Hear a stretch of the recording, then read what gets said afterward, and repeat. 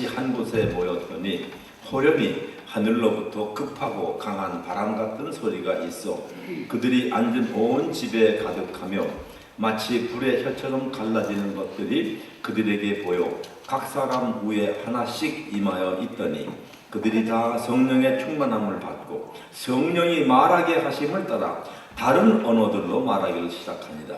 그때 경건한 유대인들이 천하 각국으로부터 와서 예루살렘에 머물러 있더니 이 소리가 나매 큰 무리가 모여 각각 자기의 방언으로 제자들이 말하는 것을 듣고 소동하여 다 놀라 신기하게 여겨 이르되 보라 이 말하는 사람들이 다 갈릴리 사람이 아니냐 우리 각 사람의 난 곳 방언으로 듣게 되니 어찌 됨이냐.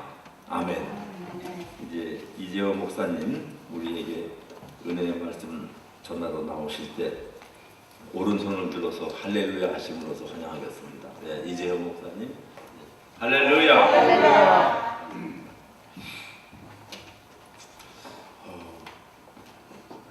혹시 마이크가 밑에 가능하면 제가 밑에서 해도 좋은데 혹시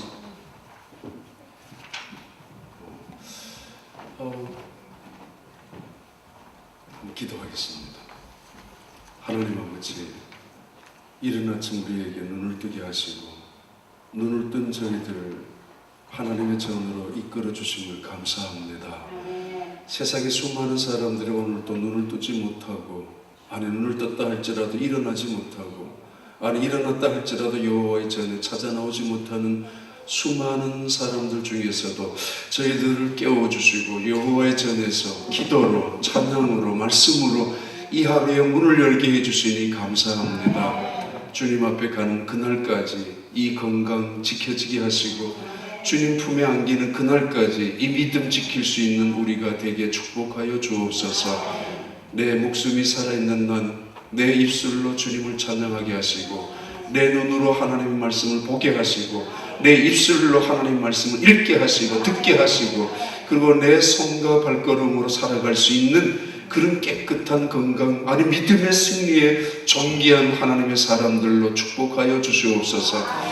우리의 모습을 통하여 우리의 자손들이 복을 받게 하시고 우리의 믿음을 통하여 우리의 교회가 복을 받게 하시고 우리의 신실한 삶의 모습을 통하여 하나님의 영광이 드러나게 축복하여 주시옵소서. 이 아침에도 주님의 말씀을 증거합니다. 부족한 종이 섰사오니 오직 홀로 두지 마시고 성령님 함께 하셔서 저희들에게 귀한 말씀으로 들려지게 하여 주시기를 원합니다. 예수님 이름으로 기도하옵나이다.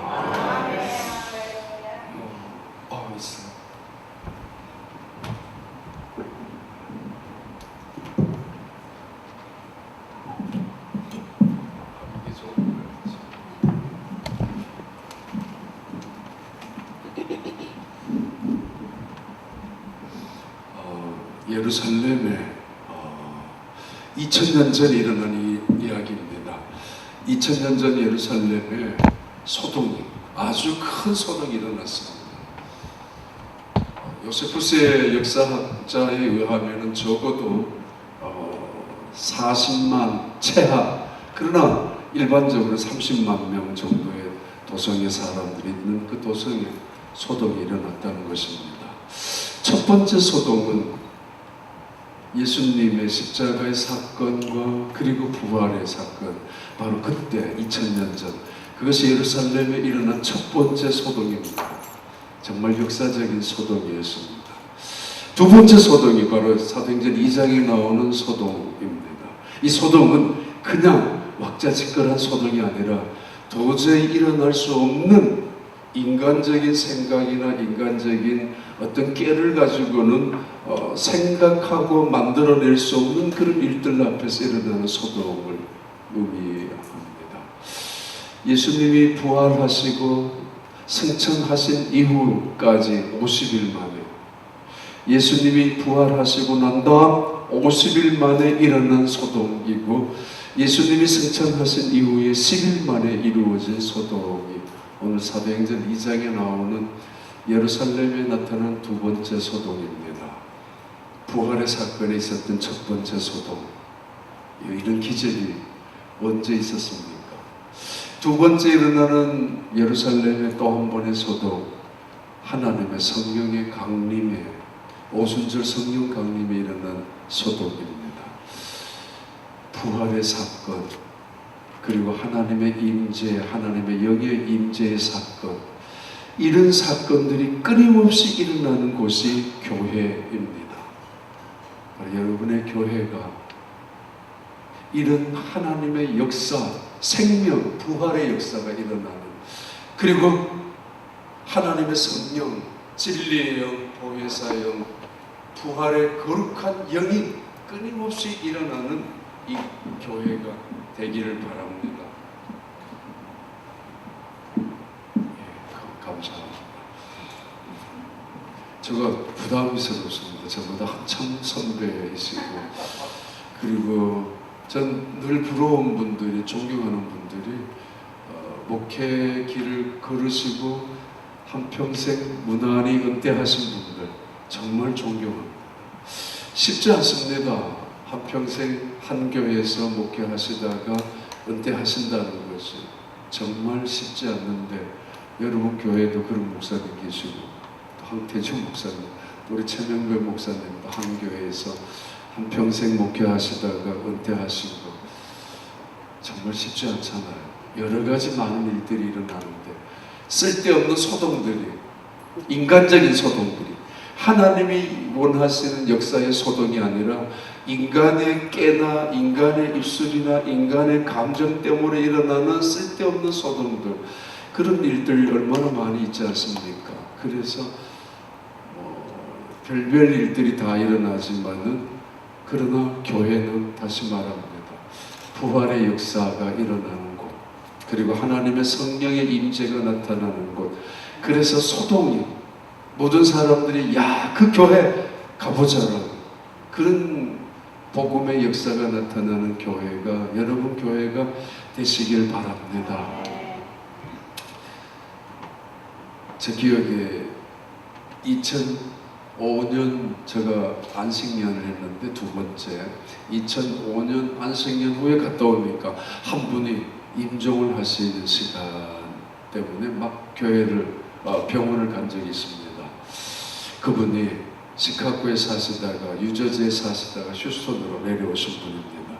시카고에 계셨을 때는 간호사를 하시다가 너무 힘드셔서 또 소원이 개인 그로서리 하는 게 꿈이어서 유저지에서 개인 그로서리 하다가, 그리고 휴스턴에까지 내려오셔서 그로서리를 하시다가 병을 얻으셔서 임종 직전에 병원을 갔었는데, 권사님이십니다. 그분이 이렇게 말했습니다. 저한테, 목사님 어떻게 하죠? 이제 제가 하나님 앞에 가면 어떻게 하겠습니까?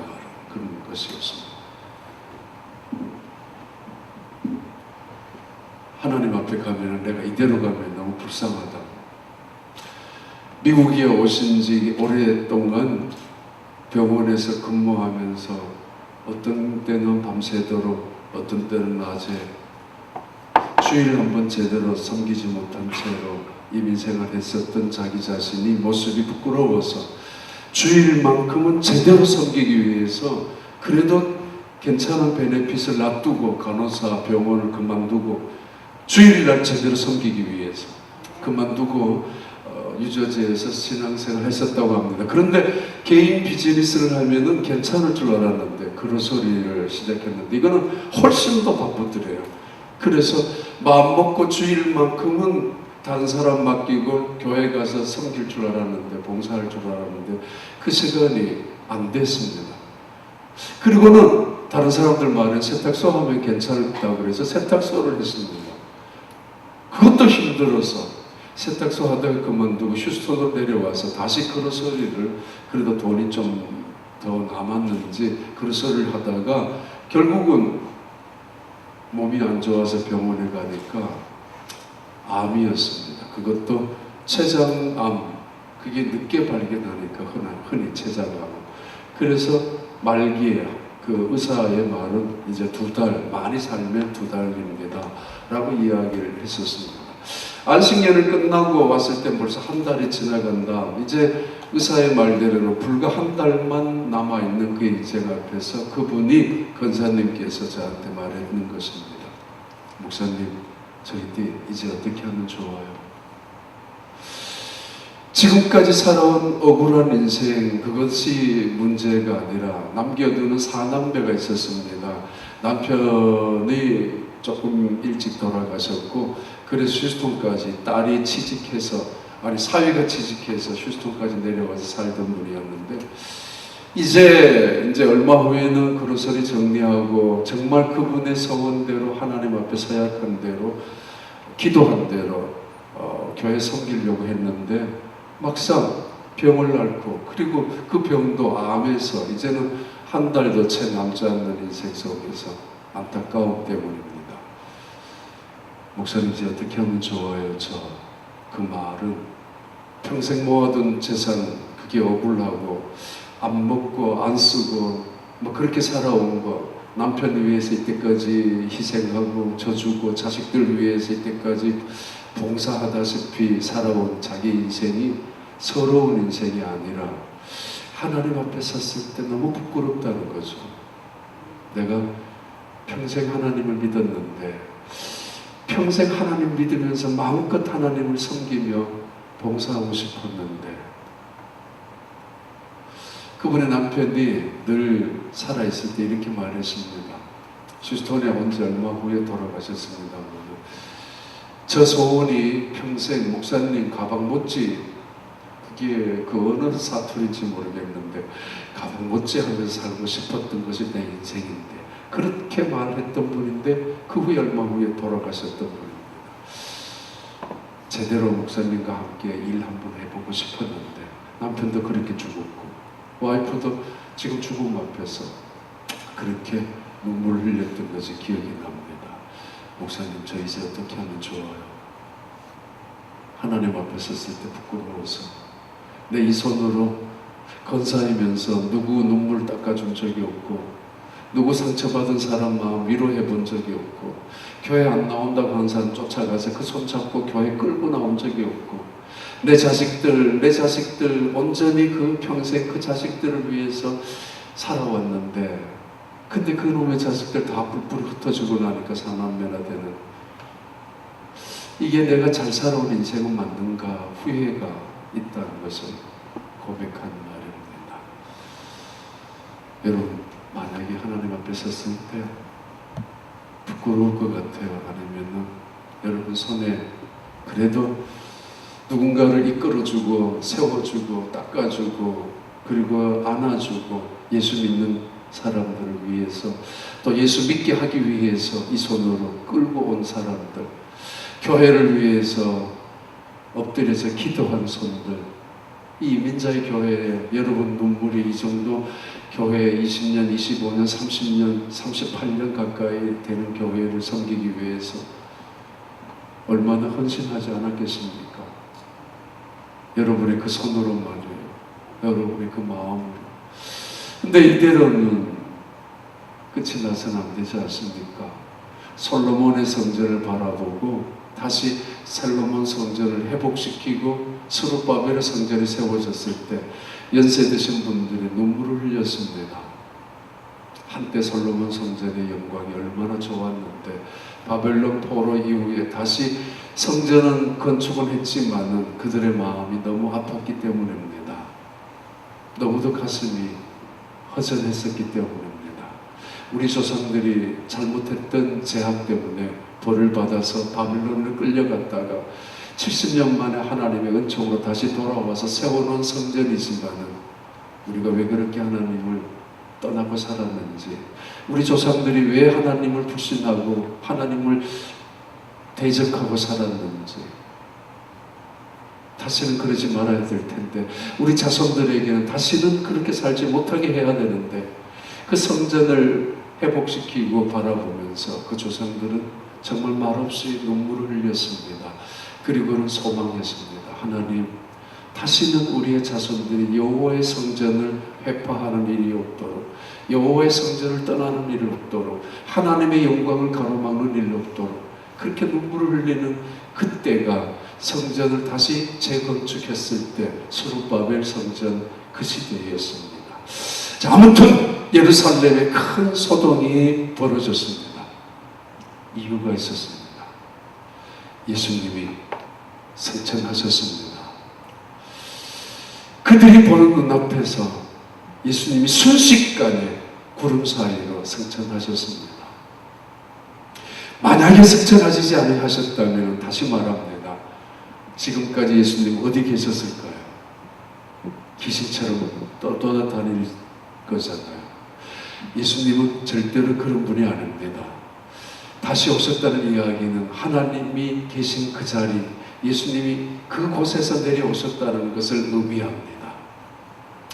우주라는 거 알죠? 지금 달나라 이미 정복하고 달나라 갔다 온 건 오래전입니다. 30년, 40년 전입니다. 화성에서 보내오는 사진들이 계속 지금 지구에서 보고 있습니다.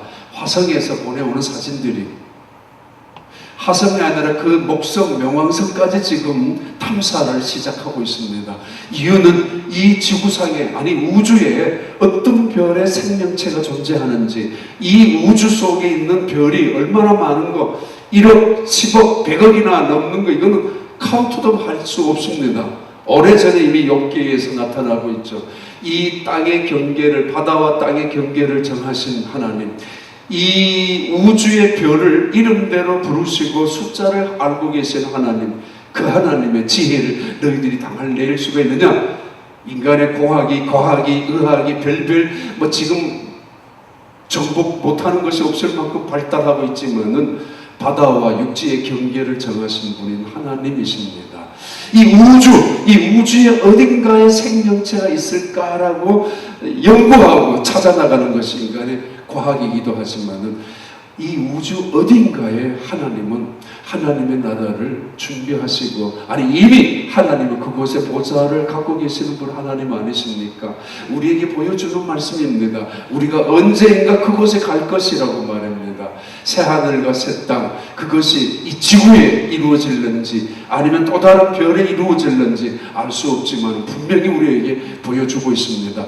너희들 갈 곳이 있다고, 너희들도 이렇게 갈 수 있는 곳이 있다고. 하나님이 준비한 곳, 예수님께서 그것을 준비하기 위하여 요한복음 14장에서는 우리에게 먼저 가시겠다고 하신 말씀입니다.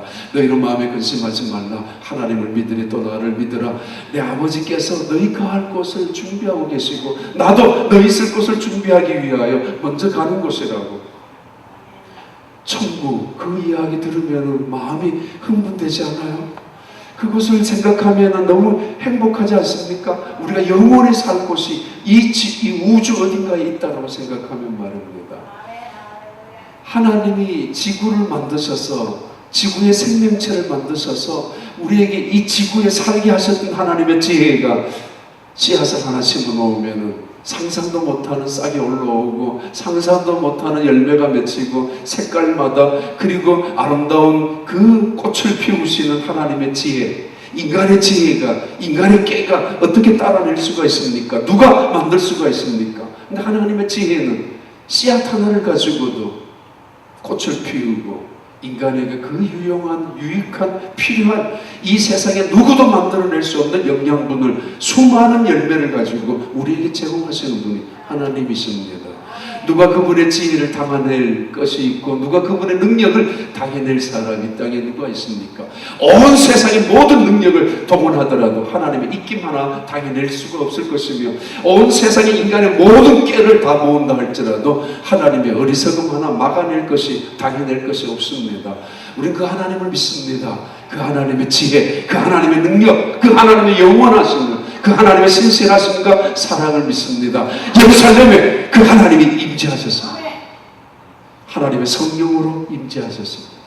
예수님께서 예루살렘을 떠나지 마라, 그러면 기다려라, 그러면 몇 날이 못되어 성령을 선물로 받을 것이라고 예수님 말씀하신 그 말씀대로 그들은 기도했습니다. 믿고 기도했습니다. 그리고 순종했습니다. 온전히 기도합니다. 끝까지 기도합니다. 전혀 기도합니다. 기도 흉내만 내는 것이 아닙니다. 그냥 한 번쯤 해본다는 것이 아닙니다. 기도에 목숨을 걸었습니다. 끝까지 했습니다. 그러면서 서로가 마음이 하나가 되었습니다. 원망하지 않았습니다. 허물 들추어내지 않았습니다. 잘못 지적하지 않았습니다.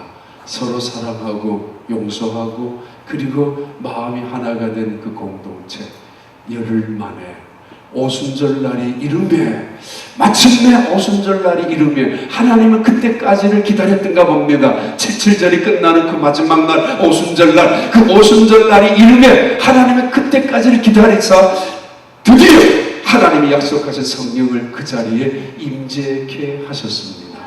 성령의 임재, 하늘로부터 내려온 성령의 임재, 그것을 오순절 성령의 임재라고 하고 그날을 바로 우리 교회의 탄생일로 기억하고 있고 기념하고 있고 바로 그날 이후에 교회의 역사가 시작되는 날이었습니다. 역사의 중요한 사도행전 2장, 이것은 성령의 강림의 사건, 이것은 교회의 탄생의 시작, 이것은 성령의 강림을 다른 말로 말하면 하나님의 임재를 말합니다. 하나님이 우리 역사 속에 임재한 사건이었습니다. 이것만큼 중요한 것이 어디 있습니까? 그전에는 그냥 하나님의 모습이 등장합니다. 구름 사이에, 세키나라는 구름 사이에. 누구나 하나님의 그 얼굴을 바라보면 죽습니다. 그래서 구름으로 가려놓고 음성으로 들었습니다. 너무 갑갑했었던 하나님은 인간을 구원하시기 위하여 예수님을 육신의 모양으로 보내주셨습니다. 적어도 33년 동안 하나님은 육신의 모양으로 예수님의 이름으로 이 세상에 인간과 함께 오셨습니다. 그것을 인카네이션이라고, 성육신 사건이라고 말합니다. 직접 하나님은 인간의 모습으로 오셔서 말씀해 주셨습니다. 이 신약의 역사입니다. 그 예수님이 부활하시고 승천하신 이후에 하나님은 성령으로 우리 가운데 역사하십니다. 진리의 영, 거룩한 영, 창조주의 영, 부활의 영, 보혜사 영, 그 영이 우리와 함께 하십니다. 그것이 하나님의 임재를 말합니다. 이 세상에 하나님의 영, 그것이 우리와 함께 하신다는 사실만큼 더 놀라운 축복이 어디 있습니까? 그래서 소동이 일어납니다. 하나님이 천지를 창조하신 하나님이 임재하셨는데 아무런 흔적이 없다면 말도 되지 않습니다. 바다를 창조하시고 빛을 만드시고 땅을 만드시고 그리고 이 세상의 모든 식물을 창조하신 그 하나님이 이 세상에 임재하시는데 어찌 아무런 소동이 일어나지 않겠습니까? 하늘로부터 급하고 강한 바람 같은 소리가 있습니다. 소리로 들립니다. 그리고 불의 혀같이 임하는 것이 눈에 보입니다. 하나는 소리로 들립니다. 하나는 눈으로 보입니다.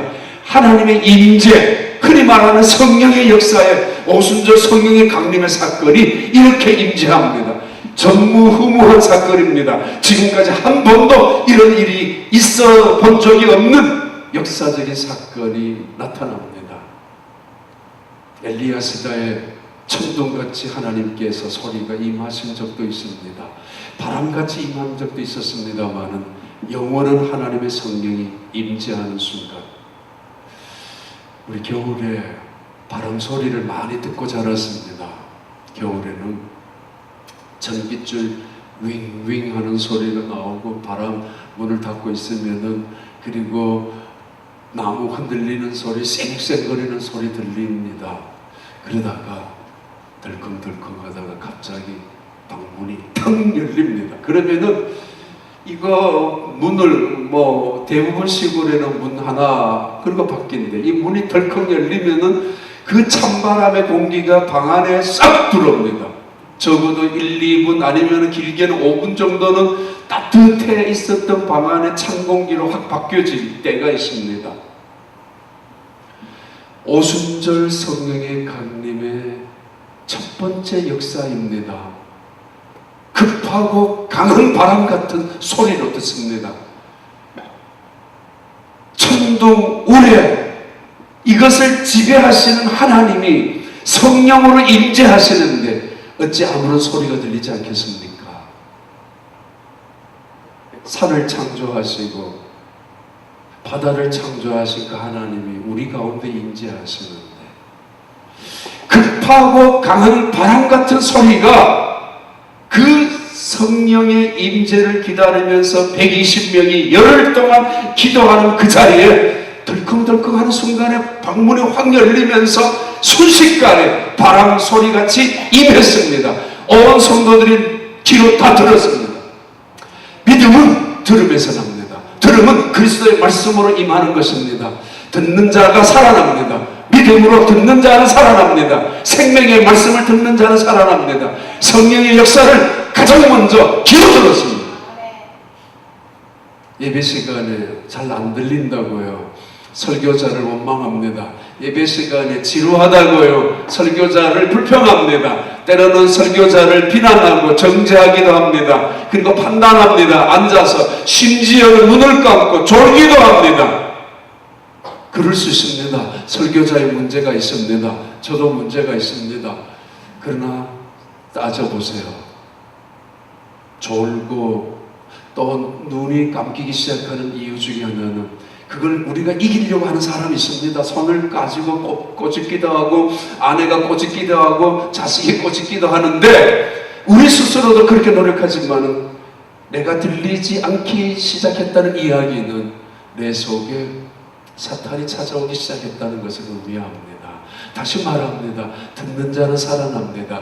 믿음은 들음에서 나기 때문입니다. 이 들음은 하나님의 말씀으로 말미암은 것입니다. 듣는 기가 문제인 것은 이것은 내 신앙의 문제라는 것을 어느 한 번쯤은 생각해 보셔야 합니다. 아무튼 하나님의 임재의 순간에 성령이 바람처럼 임재합니다. 아주 급하고 강한 바람 소리 같은 것을 그 120명이 들었습니다. 근데 순식간에 그 방 안의 공기는 찬바람이었던 그 공기는 밖에서 찬바람이 들어온 것이 아니라 성령의 뜨거운 바람이 들어왔습니다. 같이 이야기하다가 누군가가 딱 들어오면 찬 공기가 들어오는 사람 입이 딱 막죠. 아, 저 사람 왔다고 문제가 많아 말하지 마 그러면서 그러면 자기도 느껴요. 이거 뭐야 내가 들어오니까. 그런 찬바람을 만드는 사람이 되지 마십시오. 만약에 찬바람 공기가 싸늘하게 있던 자리라도 누가 딱 들어오는 순간에 모두가 기다렸다는 뜻이 따뜻한 바람을, 뜨거운 생명의 바람을, 바로 성령을 안고 다니는 사람은 사랑을 갖고 들어옵니다. 그 사람이 들어오는 순간에 마치 기다렸다는 뜻이 하나가 되고 마치 기다렸다는 뜻이 그 사람을 붙잡으면서 그 공기가 변하게 되는 사람도 있습니다. 성령의 사람은 믿음의 사람 이런 사람들입니다. 이 급하고 강한 바람 소리같이 들립니다. 또 하나 불의 혀 같은 것이 각 사람의 눈에 보이기 시작합니다. 하나는 성령의 외적인 역사고 충만히 임하는 것, 능력의 역사라면 또 하나는 성령의 내적인 역사, 인디비주얼리 그 스피릿이 각 사람 내 속에 그 성령이 불처럼 임재하는 것이 각 사람 머리에 하나씩 임재하는 것을 120명이 보았습니다. 눈으로 보았습니다. 하나님의 영, 거룩한 영, 천지를 창조하신 영, 천지를 말씀으로 창조하신 그 하나님의 영이 사람 속에 임재하는 것을 각 사람이 보았습니다. 그게 오순절날 성령의 임재였습니다. 천하가 다 변하더라도 그 사람은 안 변할 거라고 생각했었던 사람, 이 세상은 다 예수 믿더라도 나는 예수님 안 믿겠다고 한 사람들 꽤 많이 있습니다. 미국에 와서 이민자 와서 와이프 픽업하고 라이드 하다가 또는 자식들 교회에 내려다 주다가 문지방에 있다가 어느 날 뒷자리에 앉아 있다가 싫으니까 나중에 친교실에 들어왔다가 어느 순간 교회에 와서 집사 받고 어느 순간 교회 일을 시작하는 사람들, 그분들의 고백이죠. 내가 미국에 와서 기적 중에 기적이 예수 믿게 된 것이라. 그 사람이 변하는 거 눈에 보입니다. 내가 변하는 거 다른 사람이 보입니다. 남편이 변하고 아내가 변하고 자식이 변하는 거 보이게 됩니다. 여기서 가까운데 파나마시티 한 3번 정도 이상하게 갔던 적이 있습니다. 집회로.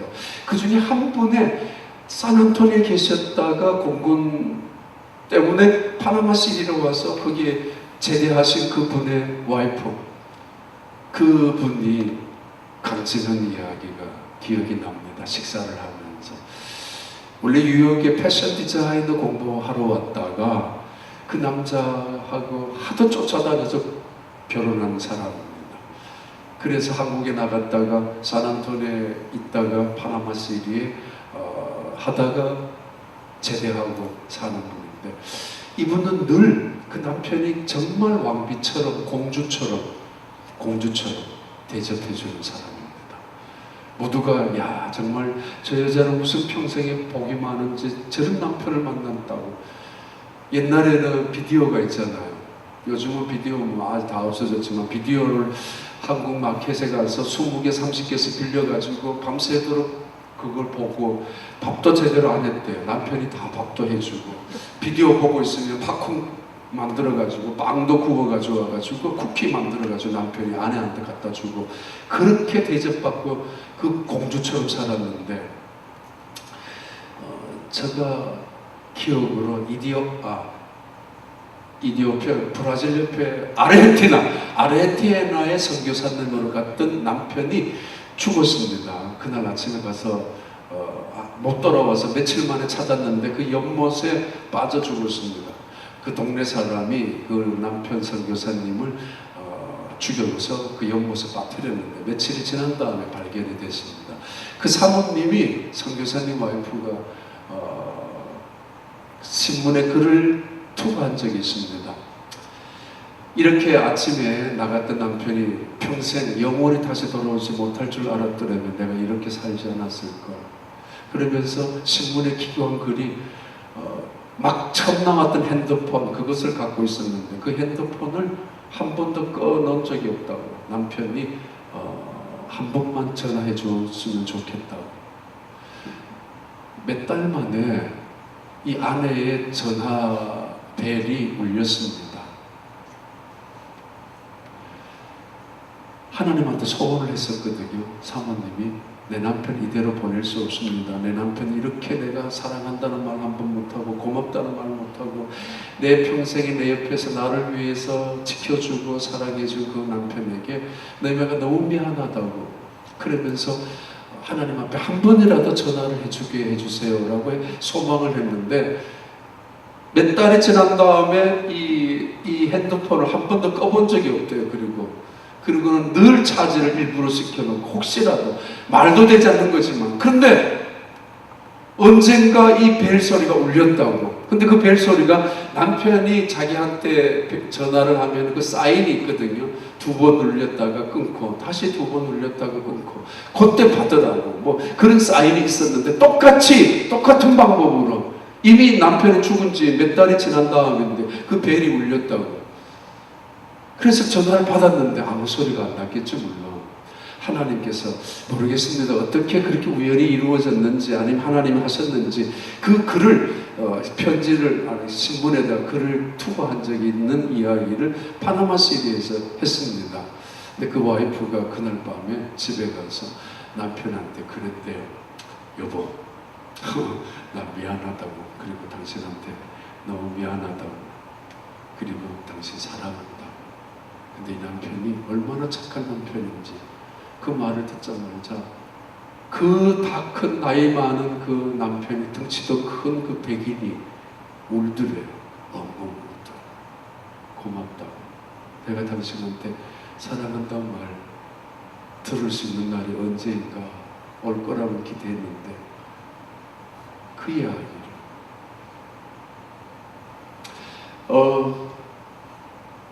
눈으로 보입니다. 은혜 받은 사람들은 정말 쇼로 보이는 게 아니고 다른 사람도 알게 되고 본인도 알게 됩니다. 급하고 강한 바람 같은 소리, 불의 혀같이 갈라지는 불꽃같이 임하는 성령, 하나는 내적으로 역사하셔 인격으로 변하고 내 속에서 죄를 태우고 내 속에서 내 삶을 변화시키고 생각을 변화시키고 하나님의 마음과 생각으로 외적으로 능력을 가지고 세상을 변화시키는 그런 성령의 충만함으로 나타나는 그 성령의 역사. 이 소동이, 이 역사를 나타나자마자 120명은 깜짝 놀랍니다. 모두가 압니다. 야, 이거 하나님의 임재라고, 성령의 역사라고. 그래서 그들은 마가다락방에서 떠들기 시작합니다. 방언을 하기 시작합니다. 방언을 하기 시작하니까 그냥 있을 수가 없습니다. 밖으로 뛰쳐나갑니다. 뛰쳐나가니까 마침 오순절을 지키기 위하여 모였던 그 예루살렘의 사람들이 깜짝 눈이 희둥거려지고 기가 의심될 만큼 놀라게 됩니다. 한 사람이, 두 사람, 두 사람이, 100사람, 1000사람, 10,000사람이 모여들기 시작합니다. 이들이 마가다락방에 있었던 이들이 밖으로 뛰쳐나와서 방언을 하기 시작했기 때문입니다. 근데 이들이 방언을 하는 것은 자기들도 모릅니다. 성령의 역사란 이런 것들입니다. 이 120명이 밖에 나와서 기도하면서 떠들기 시작하는데 모여있는 사람들이 15개 지역이나 흩어진 지역에서 모였거든요. 이 사람들이 와서 보니까 애굽에서 온 사람들, 로마에서 온 사람들, 그리스에서 온 사람들, 이디오피아에서 온 사람들, 그레데에서 온 사람들 전부 다 압니다. 자기 언어는 잘 못한다 할지라도 이집트에 살고 있던 사람들은 아, 저 사람 지금 이집트어를 하고 있구나. 로마에 산 사람들 로마어를 하고 있구나. 다 알고 있잖아요. 라틴어니 헬라어니 이걸 듣고 있으니까 이게 무슨 일이야? 그러면서 그들이 하는 이야기가 아니 저 사람들 갈릴리 사람들 아니야? 언제 영어를 배웠어? 언제 로마를 갔다 왔어? 언제 그리스를 갔다 왔어? 언제 애굽을 다녀왔냐 말이야? 언제 공부한 적이 있어? 아니 저들이 지금 무슨 이야기를 하고 있느냐고 깜짝 놀랍니다. 그렇습니다. 성령의 임재, 하나님의 임재, 하나님의 능력, 하나님의 영광을 이렇게 드러납니다. 예루살렘의 부활 이후에 나타나는 또 하나의 소동이 바로 성령의 임재 사건이었습니다. 언어가 하나가 되었다는 이야기입니다. 베드로가 말합니다. 요한이 말합니다. 그리고 바돌로메, 도마, 예수님의 제자들, 그리고 120명 나머지 사람들도 전부 기도합니다.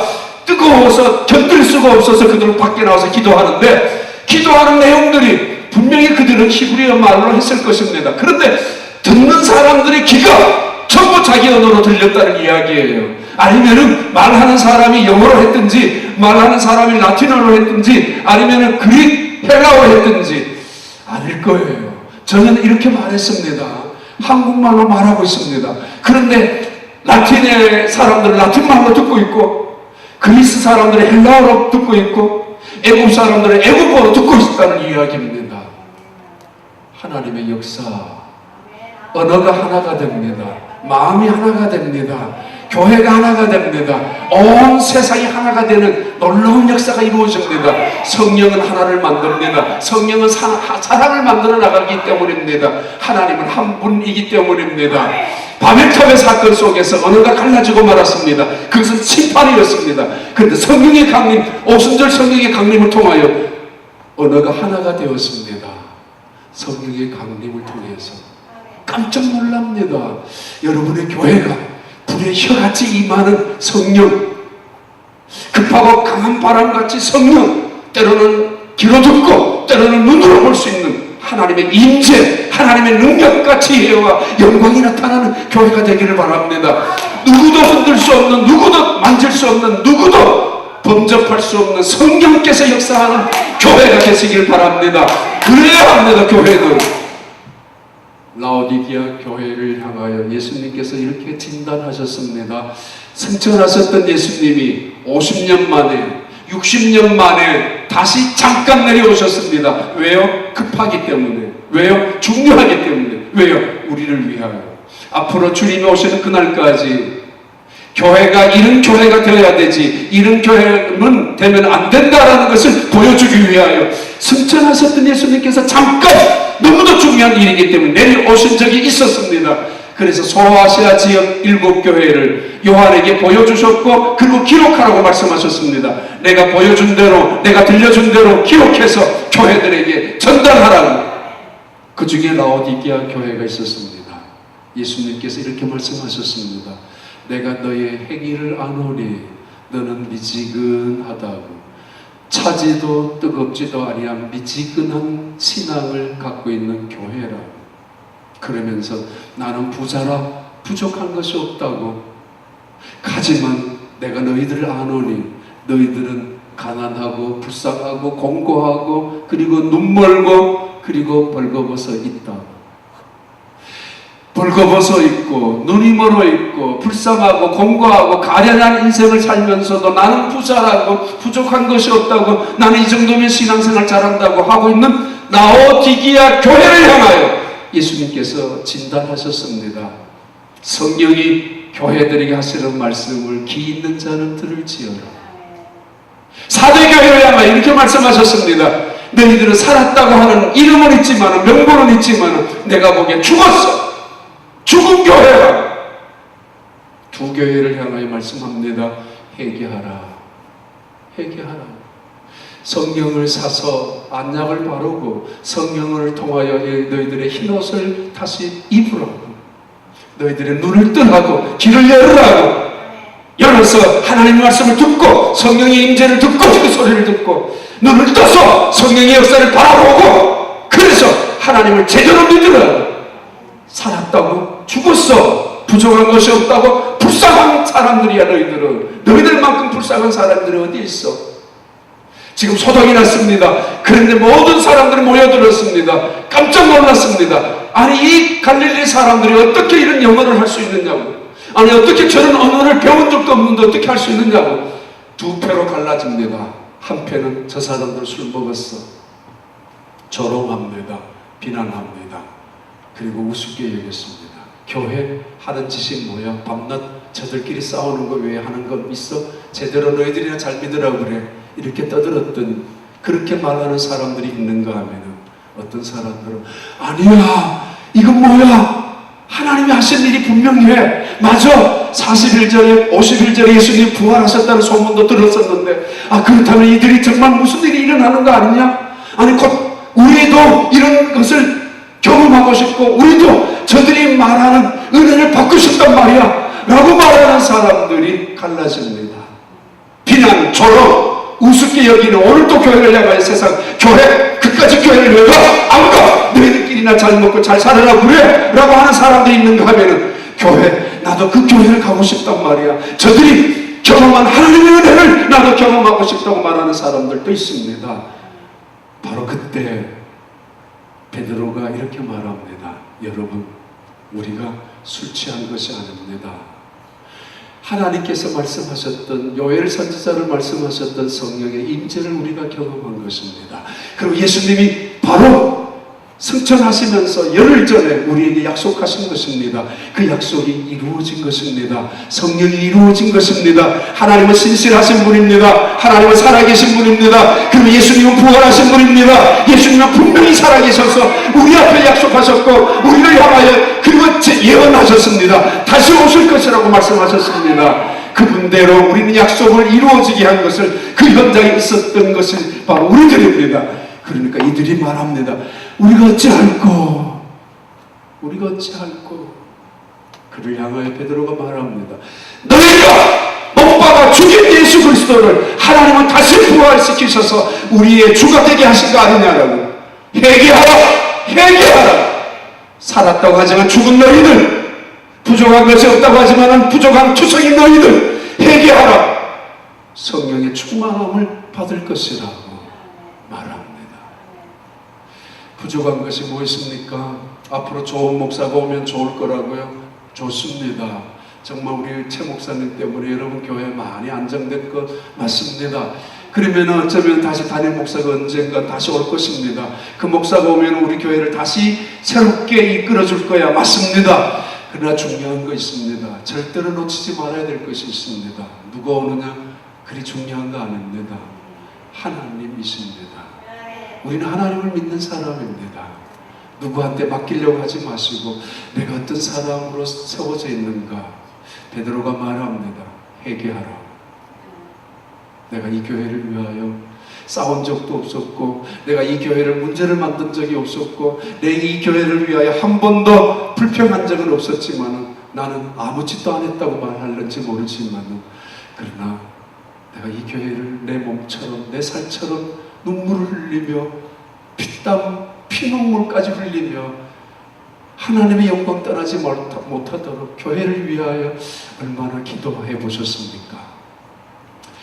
성령을 받게 될 것이라고 어떻게 회개하면 하나님 제가 잘못했습니다. 시간 갖는데 이야기 하나만 하고 마치겠습니다. 피닉스에 꽤 오래전에 갔을 때 그 남편은 대학 교수였고 와이프는 교회 전도사님이셨습니다. 전도사님이 암이 걸렸습니다. 꽤 오랫동안 암 투병을 했습니다. 그게 자궁암을 통해서 그게 너무 늦게 발견했는지 다 드러냈는데도 이게 조금 다른 데 번졌던가 봅니다.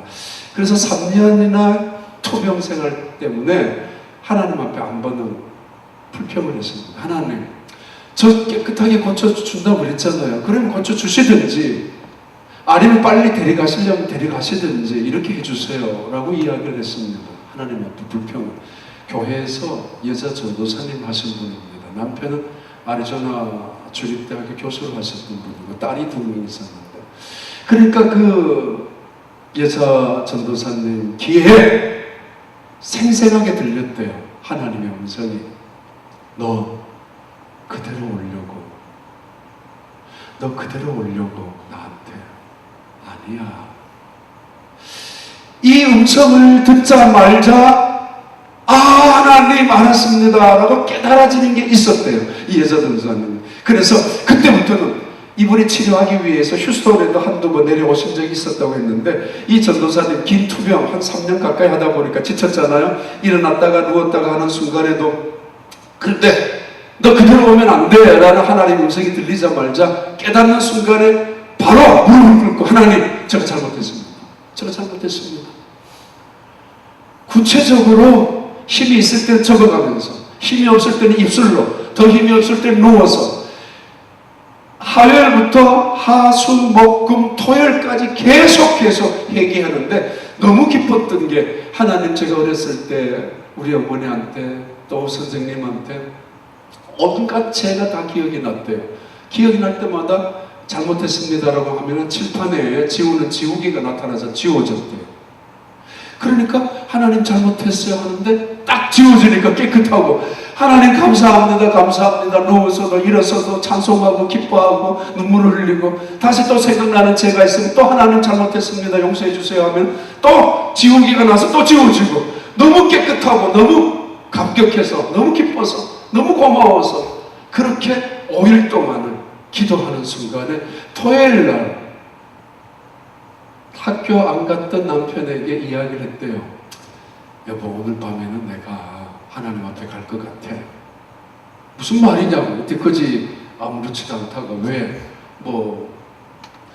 남편에게도 좀 섭섭한 것도 있었고 딸들에게도 좀 섭섭한 것도 있었고, 왜냐하면 아프면 모두가 다 자기를 중심해서 보호를 해주고 정성을 쏟아서 강화해줘야 되는데, 이게 어느 순간 그렇지 못했을 때 불평도 좀 또 섭섭하기도 하고, 한편으로는 미안하기도 하고, 엄마로서 아내로서 다 역할을 못하니까 그랬었는데, 회개하면서 그 모든 거 다 회개하죠. 교인들에게도 잘못한 거, 목사님한테도 그 잘못한 게, 그 전도사님이 사역하면서 일어나는 모든 거 남편한테 그 이야기를 다 했습니다. 월요일날 낮 시간에 다 같이 정신도 하면서, 야, 오늘 밤에는 하나님이 날 데려가실 거야. 그래도 남편이 설마 했었는데 주일날 새벽에 눈을 떠서 보니까 아내가 따뜻하더래요. 그래서 막 흔들어 보니까 그냥 따뜻하게 아무 말도 안 하고 그냥 돌아가신 거예요. 하나님이 데려가신 겁니다. 그 여자 전도사님은.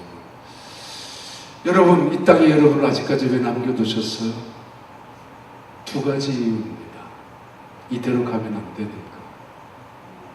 우리 죄가 많습니다. 예수 믿고 나서도 허물이 많습니다. 해야 될 거 안 했던 죄, 안 해도 되는 거역한 죄들, 죄와 허물 많이 있었습니다. 지금도 여전히. 이 죄를 회개할 때 성령께서 충만히 임재할 거라고 베드로는 분명히 약속해 주었고, 2번째 이유가 있다면 아직까지 우리가 할 일이 있기 때문입니다. 여러분, 이 잭슨빌을 남겨두신 이유를 아십니까? 잭슨빌 한인 장로교회를 섬겨야 되는 이유를 아십니까? 건강한 이유. 어제도 장로님 한 분이 이야기하셨는데, 믿음을 갖게 된 이유. 내 가정에 이런 아픔이 찾아온 이유, 내 자식에게 이런 불행이 찾아온 이유도 아십니까?